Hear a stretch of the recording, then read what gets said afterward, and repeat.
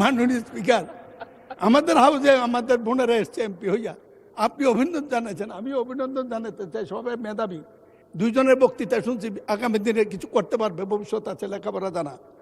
কিন্তু বুঝলাম না তো কারা আপনারা, ভিতরে কে? আপনারা আপনারা এদিকে দেখতে পারেন, আমরা এদিকে দেখলে কি আছে এটা বুঝবো না, এটা ঠিক না তো। মাননীয় সদস্য প্লিজ, পার্সোনাল ফ্রিডম নিয়ে কথা বলা উচিত না। ঠিক না।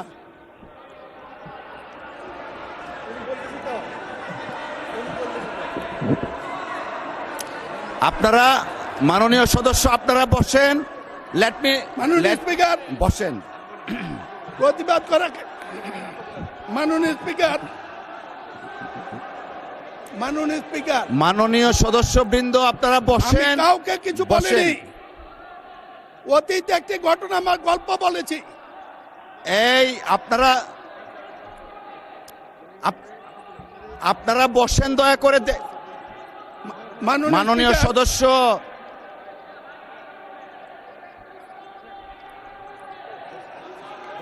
মাননীয় সদস্য আপনি বসেন।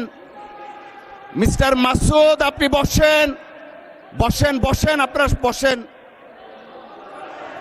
মাননীয় speaker please take your seat all the members. Mister Najibur Rahman বসেন আপনি।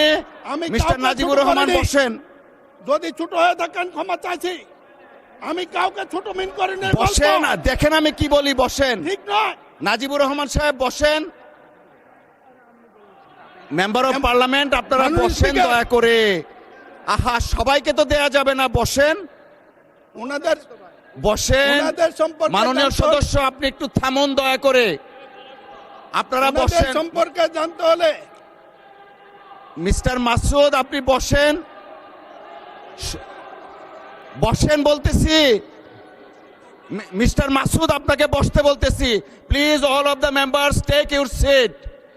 All of the members please take your seat. বিরোধী দলের চিফ হুইপ আপনি বসেন, বসেন, সকলেই বসেন। মাননীয় সদস্য আপনি যে বক্তব্য দিয়েছেন পার্সোনাল ফ্রিডম নিয়ে, এই অংশটুকু এক্সপান্স করা হলো।